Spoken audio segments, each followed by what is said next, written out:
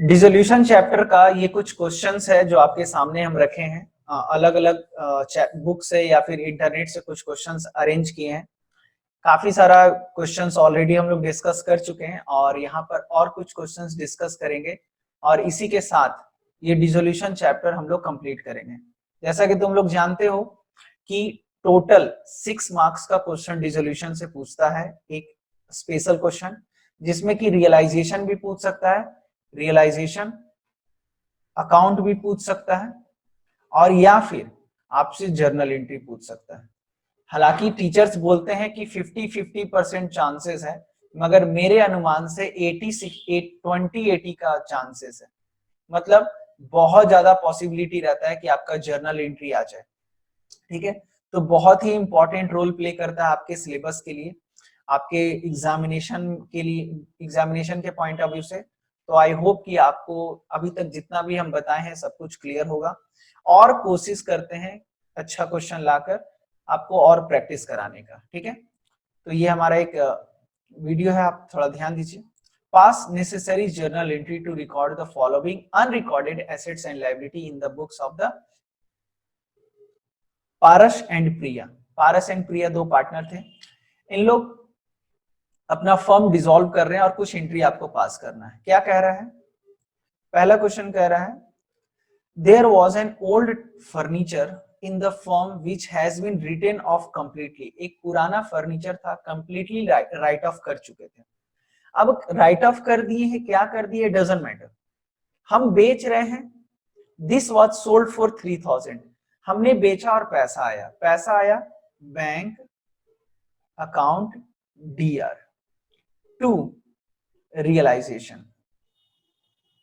हम लोग ये मान रहे हैं कि बैंक से ही सारा ट्रांजेक्शन हो रहा है। आप चाहे तो कैश भी लिख सकते हैं, 3000 एंड 3000 फाइनल, बस और कोई एंट्री नहीं होगा। बीइंग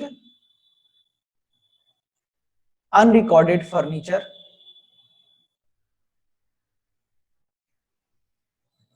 सोल्ड, ये आपका जर्नल एंट्री हो जाएगा। एकदम आसान। ठीक है, चलिए नेक्स्ट क्वेश्चन देखते हैं। नेक्स्ट क्या कह रहा है? Ashish and old customer whose account for 1000 was written off. एक पुराना कस्टमर था, उसका अकाउंट हम लोग राइट ऑफ कर चुके थे प्रीवियस ईयर। मतलब कि आशीष हम लोग का 1000 रुपया लेके भाग चुका था। अचानक से पेड 60% ऑफ द अमाउंट। जब फर्म बंद हो रहा था तो 60% का अमाउंट का पेमेंट कर रहा है वो, तो क्या एंट्री होगा? तो देखिए 1000 में 60% का पैसा मिल रहा है, यानी कि 600 रुपीज है ना, 600 रुपीज। तो फाइनली जितना पैसा आपको मिल रहा है बस उसी का एंट्री करना है। मान लो बैंक से ही मिल रहा है तो बैंक लिखे या फिर कैश लिखे, बात एक ही है। Bank account DR to realisation, इसका भी यही एंट्री हो जाएगा, है ना। और अमाउंट कितना हो जाएगा? 600 एंड 600 रुपीज। बीइंग नरेशन आपको हम ओरली डिस्कस कर दे रहे हैं। बीइंग बैड डेट रिकवर्ड आप लिख सकते हैं at the time of dissolution. ठीक है ना। नेक्स्ट क्या कह रहा है? There was an old typewriter which has been written off completely in the book. एक पुराना टाइपराइटर था, खराब हो गया था, उसको हम बेच दिए, मतलब वो कंप्लीटली राइट ऑफ कर चुके थे। It was estimated to realise 400, मगर जब फर्म बंद हो रहा था तो हम लोग उसका इवेल्युएशन किए तो 400 रुपया वैल्यू आया, यानी कि एस्टिमेटेड प्राइस कितना है? एस्टिमेटेड प्राइस है आपका 400। मगर कह रहा है it was taken by Priya at estimated price less 25%। Priya बोली कि भाई हम 25% कम पे, लेस पे हम लेके चले जाएंगे। 25% यानी कि कितना? 400 का 25% 100, तो प्रिया इस चीज को कितने में लेके जा रही है? 300 में लेके जा रही है। कौन? प्रिया। तो प्रिया अगर लेके जा रही है तो प्रिया का कैपिटल रिड्यूस कर देंगे। तो अगर कैश में बेचते तो लिखते हैं cash account DR to realisation, है ना, टू रियलाइजेशन 300 एंड 300। मगर चूंकि प्रिया लेके जा रही है तो कैश ना लिख के हम लोग क्या लिखेंगे? हम लोग लिखेंगे प्रिया, प्रियाज कैपिटल अकाउंट डीआर, है ना। बीइंग अनरिकॉर्डेड फर्नीचर टेकन, आप लिख दीजिए, आराम से हो जाएगा आपका, है ना। नेक्स्ट है आपका, बहुत अच्छा क्वेश्चन है ये, इसमें ध्यान दीजिएगा थोड़ा। कह रहा है there was 100 share of 10 each in star limited acquired at a cost of 2000। हम लोग 100 शेयर 10 रुपए का, तो सर बनता है 1000 रुपया, मगर इसको कितने में खरीदे थे? इसको हम लोग परचेस किए थे 2000 में। कोई फर्क नहीं पड़ता है, ठीक है। 1000 का चीज 2000 में खरीदे, जिस समय खरीदे थे उस समय की बात है। Which has been written off completely, और हमको लगा कि ये कंपनी का जो शेयर खरीदे ये बेकार हो गया, मेरा पैसा पूरा डूब चुका, इसलिए इसको राइट ऑफ कर दिया। मगर जब फर्म बंद कर रहे थे, these share were valued 6 rupees, मगर बंद करने वक्त डिसोल्यूशन के टाइम पे इस शेयर का 100 शेयर है ना हमारे पास कितना शेयर है? 100 शेयर, वैल्यू कितना किया गया? 6 रुपीज। तो यानी कि कितना वैल्यूएशन हो रहा है? 600 रुपया। And dividend divided among the partner in profit sharing ratio. हम लोग क्या किए? देखिए, पार्टनर के बीच में बांट दिया। हो क्या रहा है, कंपनी 10 रुपए का शेयर 100 पीस खरीदा, जिसका वैल्यू था 1000, मगर कितने में परचेज किया? 2000 में। कंपनी को लगा, फर्म को लगा कि भाई ये शेयर इन्वेस्टमेंट जो किए हैं बर्बाद हो गया, इसलिए उसको कंप्लीटली राइट ऑफ कर दिया आपने, यानी कि अपने बुक्स ऑफ अकाउंट से, बैलेंस शीट से उसको राइट ऑफ कर चुका है। मगर जिस समय फर्म बंद हो रहा था उस समय 100 शेयर तो था, वैल्यूएशन किया गया तो पता चला कि पर शेयर 6 रुपया मिल सकता है। तो ये 600 रुपए का जो वैल्यू है दोनों पार्टनर लेके जा रहा है, पारस एंड प्रिया, दोनों लेके जा रहा है। तो और प्रॉफिट शेयरिंग रेशियो कुछ नहीं है तो इक्वल हो जाएगा, यानी कि पारस और प्रिया शेयर लेके जा रहा है, और शेयर क्या होता है? एसेट्स होता है। फर्म के लिए क्या हो जाता है? एसेट्स। तो फाइनली हम लोग क्या करेंगे? पारस एंड प्रिया का, चूंकि ये दोनों एसेट्स लेके जा रहे हैं तो दोनों का कैपिटल को रिड्यूस करेंगे। तो लिखेंगे Paras capital, Priya capital, account DR to realisation, और रियलाइजेशन को क्या कर देंगे? क्रेडिट कर देंगे। अगर पैसा कैश में बेचते तो पारस प्रिया के बदले हम लोग क्या लिखते? कैश। 300 इसका रिड्यूस करेंगे, 300 इसका, टोटल कितना हो जाएगा? 600, है ना। आई होप कि आपको क्लियर होगा। नेक्स्ट, बहुत ही अच्छा क्वेश्चन है ये। धर्म, a partner, was appointed to look after the process of dissolution। धर्म एक पार्टनर है, धर्म को बोले कि भाई धर्म तुमको डिसोल्यूशन का काम करना है, जिसके लिए आपको रेन्यूमरेशन मिलेगा 12,000 रुपए का, है ना। 12,000 रुपए, यानी कि फर्म कमिटमेंट कर रहा है। फर्म बोला धर्म जी आप रेन्यूमरेशन, आप पूरा डिसोल्यूशन का काम कर दीजिए, धर्म आपको इसके बदले पैसा मिलेगा, कितना? 12,000। यानी कि फर्म का कमिटमेंट कितना है? 12,000 रुपए का। तो आपको जैसे ही पता चल गया फर्म का कमिटमेंट है 12,000 रुपए का, तो रियलाइजेशन आप कर देंगे डेबिट। क्यों? क्योंकि फर्म 12,000 देने के लिए बोला है, तो फर्म के लिए हो जाएगा एक्सपेंस, और एक्सपेंस को क्या करते हैं? डेबिट, 12,000 रुपए। अच्छा, अब देखते हैं कि ये खर्च पेमेंट कौन किया है। And he had to bear all the dissolution expense, सारा का सारा डिसोल्यूशन एक्सपेंस भी बियर करेगा। Dissolution expense 11,000 were paid by Dharm. Payment कौन किया है? धर्म पे किया। तो धर्म पे किया तो टू बैंक तो लिखने का जरूरत ही नहीं, तो सिंपली क्या करेंगे? धर्म का कैपिटल को इंक्रीज कर देंगे, धर्म कैपिटल। क्यों? क्योंकि फर्म का काम धर्म कर रहा है, 12,000 रुपया लेने के लिए बोला है, और पेमेंट अगर फर्म करता तो टू बैंक लिखते, मगर चूंकि फर्म नहीं धर्म पे कर रहा है, तो धर्म का कैपिटल को 12,000 से इंक्रीज कर देंगे। सर धर्म तो 11,000 रुपये पे कर रहा है, हाँ, तो 1,000 रुपया जो कम पे कर रहा है वो धर्म का ही प्रॉफिट हो गया, तो धर्म का प्रॉफिट हो गया, तो इसलिए आपको अलग से लिखने का जरूरत नहीं है ना।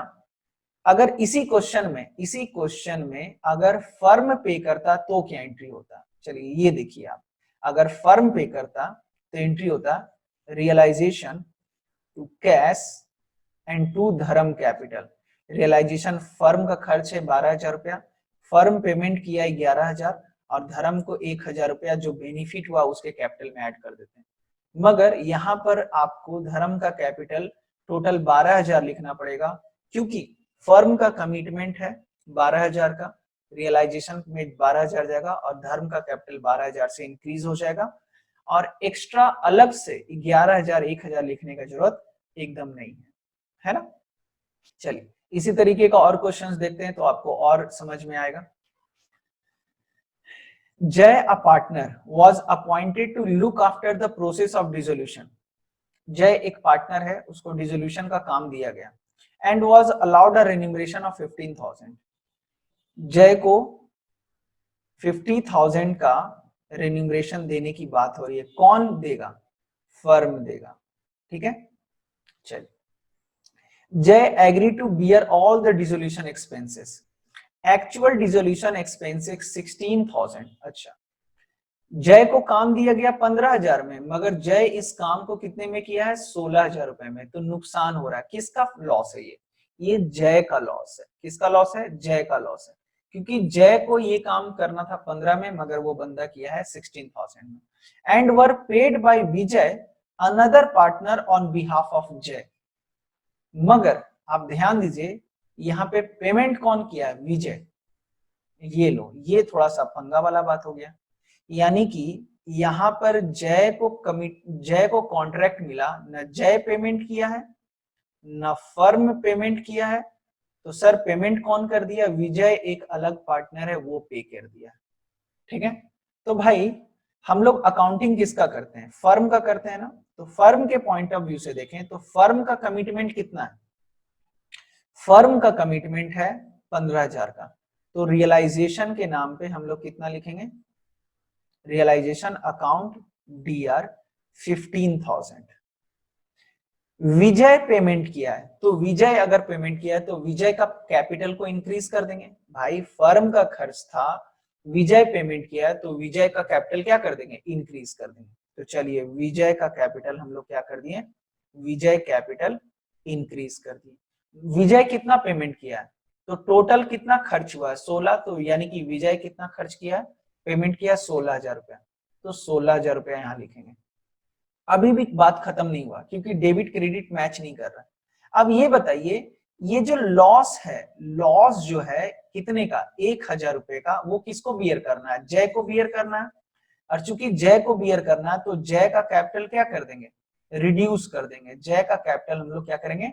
रिड्यूस कर देंगे। ठीक है, इसलिए हम लोग क्या करेंगे? जय के कैपिटल को रिड्यूस भी करेंगे। तो यहां लिखेंगे जय कैपिटल अकाउंट 1,000 रुपीज, और एंट्री होगा बीइंग रियलाइजेशन एक्सपेंसेस सेटल्ड। आप लिख दीजिए, कोई दिक्कत नहीं है। Being realisation expense settled. चलिए एक बार फिर से हम रिपीट कर रहे हैं, थोड़ा आप लोग ध्यान दीजिएगा। ठीक है ना। बहुत ही अच्छा क्वेश्चन है, बहुत ही बारीकी से आपको समझना पड़ेगा। जय एक पार्टनर है, उसको फर्म बोला कि भाई आपको 15,000 रुपए का पैसा मिलेगा, आपको सारा काम कर देना। जय बोला ठीक है सर, हो जाएगा। ठीक है, मगर जय इस काम को 15 में नहीं, कितना में किया? 16 में किया। चलिए अच्छी बात है, यानी कि 1,000 रुपया जो एक्स्ट्रा खर्च हो रहा है वो लॉस है। किसका लॉस है? जय का लॉस है। ठीक है, तो चूंकि जय का लॉस है इसलिए जय का कैपिटल को क्या करना पड़ेगा? रिड्यूस करना पड़ेगा। अच्छा, अब ये 16,000 रुपया पे कौन किया? अभी तक आप जितना भी क्वेश्चन देखते थे उसमें या तो जय पे करेगा, या तो जिस बंदे को कॉन्ट्रैक्ट दिया गया वो पे करता था, या तो फर्म पे कर देता था। मगर यहाँ पर पेमेंट कौन कर रहा है? यहाँ पे पेमेंट कर रहा है जय, सॉरी विजय, एक अलग बंदा पे कर रहा है। तो चूंकि विजय पे कर रहा है इसलिए उसके कैपिटल को क्या करेंगे? इंक्रीज कर देंगे। और किसी भी पार्टनर के कैपिटल को इंक्रीज करते तो क्रेडिट करते हैं। और फर्म का कमिटमेंट है 15,000 रुपए का, इसलिए रियलाइजेशन एक्सपेंस को किए हैं डेबिट 15,000 रुपए से। ठीक है, और चूंकि 1,000 रुपए का लॉस है और लॉस जय के पास जाएगा, इसलिए जय के कैपिटल को क्या कर देंगे? डेबिट कर देंगे, रिड्यूस कर देंगे। तो फाइनल एंट्री जो बनेगा वो बनेगा रियलाइजेशन जय टू विजय कैपिटल। ये बहुत ही अच्छा क्वेश्चन है और बहुत ही इंपॉर्टेंट क्वेश्चन है एग्जामिनेशन के पॉइंट ऑफ व्यू से। एग्जाम में ऐसा ही क्वेश्चन आएगा, आपको पूछेगा। सीबीएसई कभी भी इजी क्वेश्चन नहीं पूछता है, आसान क्वेश्चन की आपको फ्री में नंबर बांट दे, इस तरीके का ही क्वेश्चन आपसे पूछा जाएगा, है ना। चलो नेक्स्ट है आपका दीपा, ये क्वेश्चन देखते हैं। कह रहा है Deepa a partner was to look after the dissolution process for his work and she was allowed a remuneration of 7,000। Deepa को बोला गया, फर्म बोला कि देखो दीपा आप काम करोगे, आपको फ्री में काम नहीं करना है, दीपा को मिलेगा 7,000 रुपया, ठीक है। Deepa agree to bear dissolution expense, Deepa बोली सारा खर्च भी कर देंगे, बस हमको फर्म तुम 7,000 दे देना।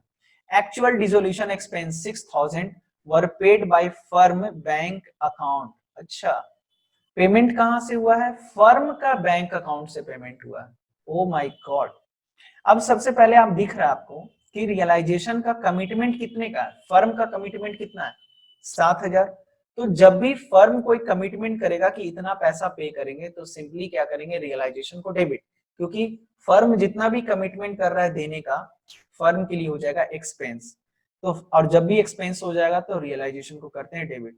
तो रियलाइजेशन अकाउंट, है ना, रियलाइजेशन अकाउंट डीआर टू, कौन पे कर रहा है? 7,000 रुपया है। टू, पेमेंट कौन किया है? तो फर्म का बैंक अकाउंट से पेमेंट हुआ। देखिए यहाँ पे लिख रहा है ना, from firm bank account, bank account firm के बैंक अकाउंट से पेमेंट किए, इसलिए टू बैंक। कितना कितना खर्च हुआ है? तो 6,000 रुपया खर्च हुआ है। तो 6,000 ही ना पेमेंट करोगे। तो सर 7,000 का काम 6,000 में हो गया, तो 1,000 का प्रॉफिट। और ये प्रॉफिट किसको मिलेगा?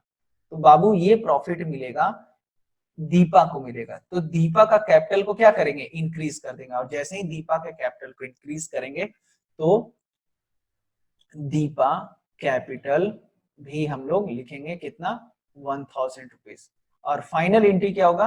Being realisation expense settled. देखिए रियलाइजेशन एक्सपेंस टोटल आपका जर्नल एंट्री से 6 क्वेश्चन आता है ना। तो रियलाइजेशन एक्सपेंस के ऊपर 2 क्वेश्चन या 3 क्वेश्चन पूछता है। 3 पूछेगा तो 1 आसान और 2 टफ पूछेगा। और 2 रियलाइजेशन एक्सपेंस से अगर रिलेटेड क्वेश्चन पूछ रहा है तो 1 आसान और 1 टफ पूछेगा। देखिए ये सी जो है ये आसान क्वेश्चन था, और इससे पहले जो हम लोग डिस्कस किए वो थोड़ा टफ क्वेश्चन था। बात समझ में आ रही है? चलिए नेक्स्ट क्वेश्चन की हम लोग बात करते हैं। चलिए तो नेक्स्ट क्वेश्चन है हमारा क्वेश्चन नंबर डी, देव। ध्यान से देखिएगा। Dev a partner agree to do work of dissolution for 7,500।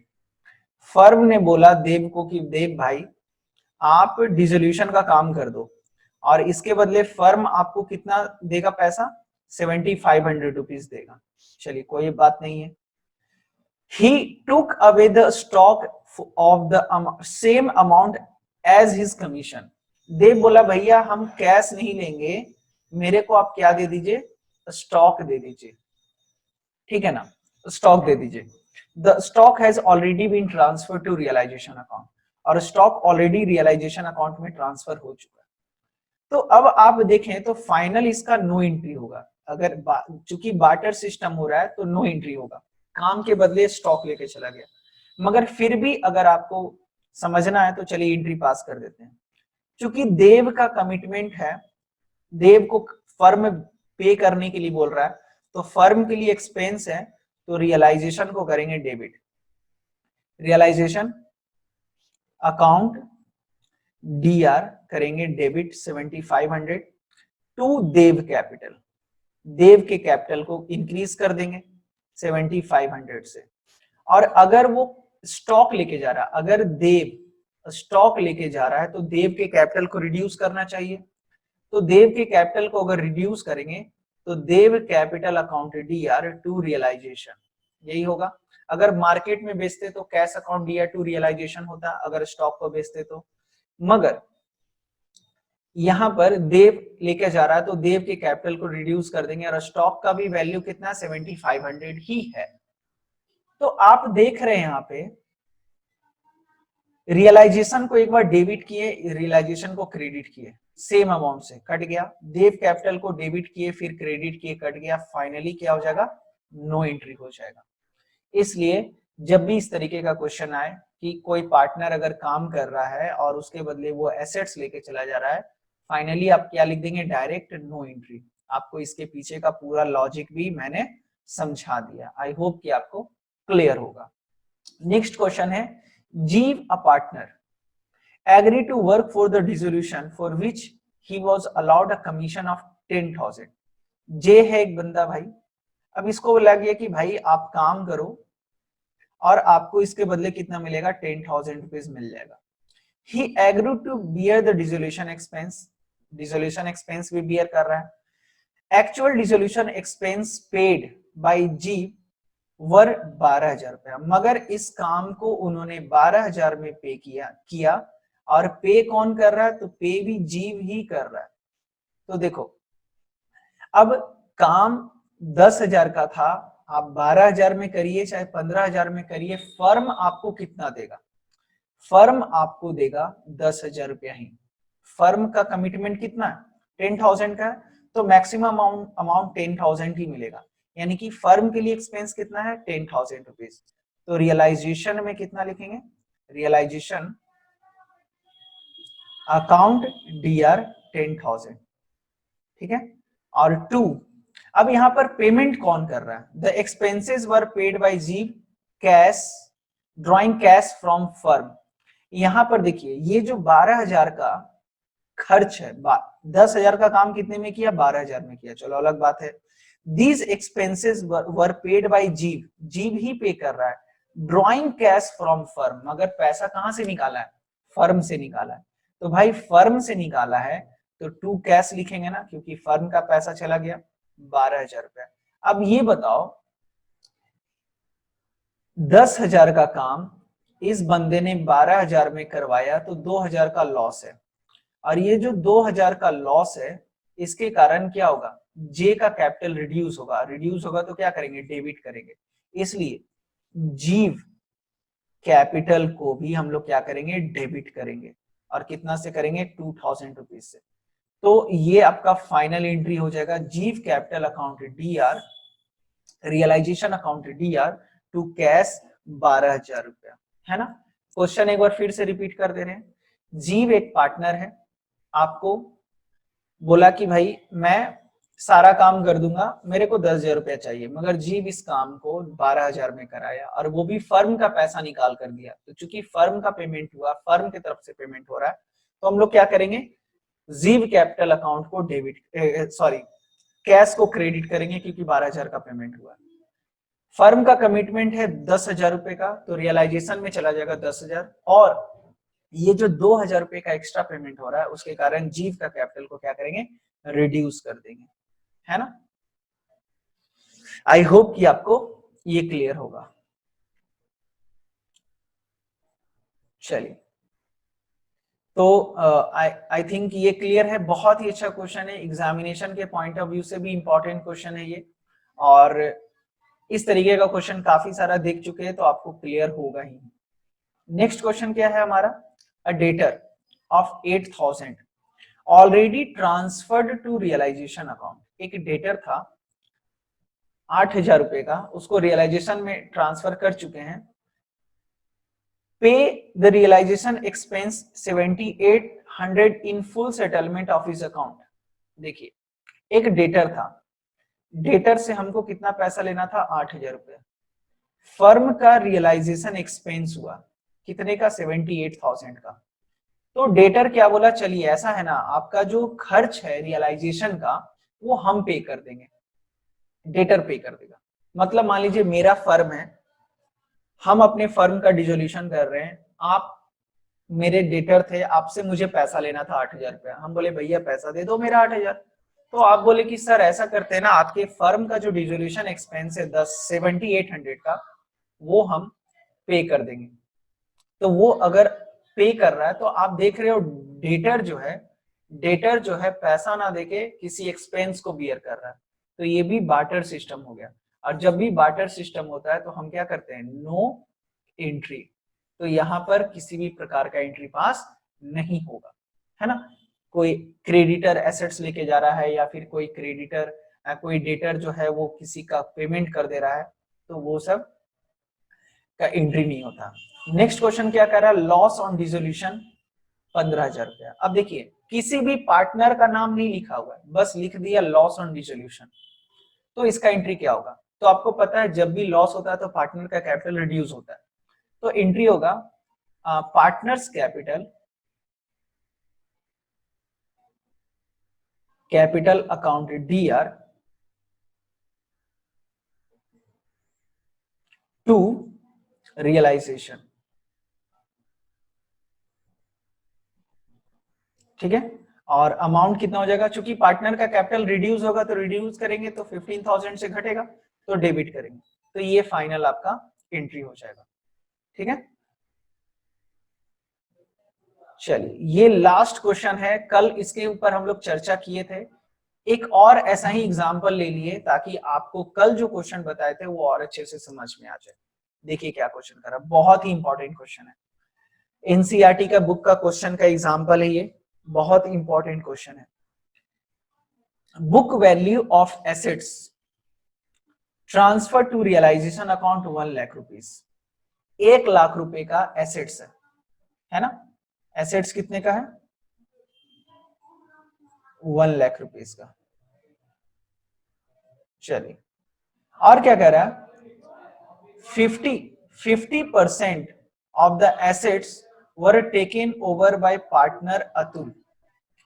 50% assets, 50% assets कहने का मतलब इसका 50% कौन लेके चला गया, अतुल लेके चला गया, ठीक है। चलिए कोई बात नहीं, आगे कह रहा है at a discount of 20%। Oh my God, Atul इसको 20% के डिस्काउंट पे लेके जा रहा है, तो अतुल लेके जा रहा है 20% के डिस्काउंट पे, यानी कि 10,000 रुपीज रिड्यूस हो जाएगा, तो अतुल कितने में लेके जा रहा है इसको, 40%, 40,000 में अतुल इसको 50,000 का एसेट्स 40,000 में लेके जा रहा है। आगे क्या कह रहा है, 40% of the remaining, 40% of the remaining कहने का मतलब, हाँ कल जो बताए थे वही है क्वेश्चन, तो एक बार फिर से बता दे रहे, 40% ऑफ द रिमेनिंग कहने का मतलब, आप पहले तो रिमेनिंग निकालिए, तो रिमेनिंग आप 1 लाख रुपए का एसेट्स था, जिसमें से 50,000 का तो सेटलमेंट हो गया अतुल के साथ, तो कितने का बचा, 50,000 का, और 50,000 का 40% कितना, 20,000, है ना।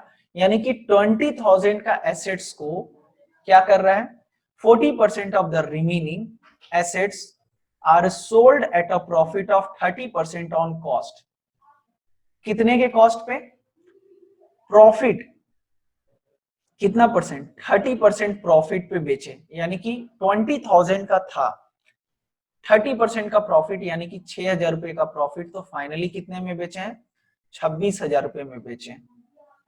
आगे क्या कह रहा है, 5% of the balance became being obsolete, 5% बचा हुआ खराब हो गया, रियलाइज्ड नथिंग, और बेच के कुछ नहीं आया, and the remaining assets were handed over to a creditor in full settlement of his claim, और बाकी का एसेट्स क्रेडिटर को दे दिए। अब आप देखिए यहां पे बचा खुचा नॉट सोल्ड, और या फिर क्रेडिटर को भी दे दिए, क्रेडिटर को हैंड ओवर कर दिए, तो आप यहां पर देख रहे हैं एसेट्स को या तो बेचे नहीं, बिका नहीं तो पैसा नहीं आया, कोई एंट्री नहीं होगा, और क्रेडिटर को दे दिए, बार्टर सिस्टम है, इसका भी कोई एंट्री नहीं होगा। तो फाइनली दो ही चीज का आपको एंट्री पास करना पड़ेगा, एक जो आप अतुल को दे रहे हो उसका, और जो रिमेनिंग एसेट्स 30% के प्रॉफिट पे बेच रहे हो उसका। आपको क्वेश्चन क्या कह रहा है, देखिए, you are required to record the journal entry in realisation account. आपको जर्नल एंट्री पास करना है रियलाइजेशन अकाउंट के लिए, तो आपको यहाँ पे 3 एंट्री पास करना पड़ेगा। कितना एंट्री पास करना पड़ेगा, 3 एंट्री पास करना पड़ेगा। सबसे पहला सन्ड्री एसेट्स को जो रियलाइजेशन में ट्रांसफर कर रहे हैं उसका भी एंट्री पास करना पड़ेगा। ये पहला क्वेश्चन है जिसमें आपको हम बोल रहे हैं कि आपको रियलाइजेशन अकाउंट में जो एसेट्स ट्रांसफर कर रहे हैं उसका भी एंट्री पास करना पड़ेगा। क्यों? क्योंकि यहां पर आपको क्वेश्चन में ही बोल रहा है direct, you are required to record the journal entry for realisation assets realisation of assets. तो आपको क्या है, ट्रांसफर का भी एंट्री पास करना पड़ेगा। चलो कर देते, कोई बड़ी बात नहीं है। तो कैसे होगा? तो एसेट्स को आप ट्रांसफर कर रहे हैं तो आप क्या लिखते हैं, टू सन्ड्री एसेट्स, है ना। तो एंट्री होगा सबसे पहला realisation account DR to sundry assets, कितने का, 1,00,000 रुपए का। 1,00,000 का पहले ये ट्रांसफर कर दिए। Being sundry assets transferred to realisation account, ये आपका पहला एंट्री। सेकेंड एंट्री जो आप अतुल को दे रहे हो, तो अतुल को दे रहे हो कितने में, 40,000 रुपए में।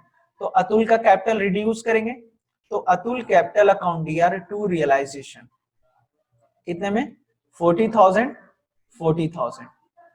एंड लास्ट आपका क्या है, आप कुछ बचा हुआ एसेट्स को, 20,000 का एसेट्स को 26 में बेच रहे हो। तो पैसा आ रहा है cash account DR to realisation कितना हो जाएगा, 26,000 रुपया और 26,000 रुपया। बात समझ में आया? तो ये आपका फाइनल है। चलिए, तो इसी के साथ आज के क्लास में इतना ही। आपको आई होप कि आपको सारी बातें समझ में आई होंगी, और प्लस साथ ही साथ ये भी आइडिया मिल गया होगा कि आपके एग्जाम में किस तरीके का क्वेश्चन आएगा और कैसे 6 नंबर आप इजिली गेन कर सकते हो, है कि नहीं। तो काफी आसान क्वेश्चन है सारा जर्नल एंट्री का, और आपको एग्जामिनेशन के पॉइंट ऑफ व्यू से भी बहुत इंपॉर्टेंट है ये, ठीक है। तो आज के क्लास में बस इतना ही। नेक्स्ट क्लास में हम लोग मल्टीपल चॉइस क्वेश्चन डिस्कस करेंगे, ठीक है ना।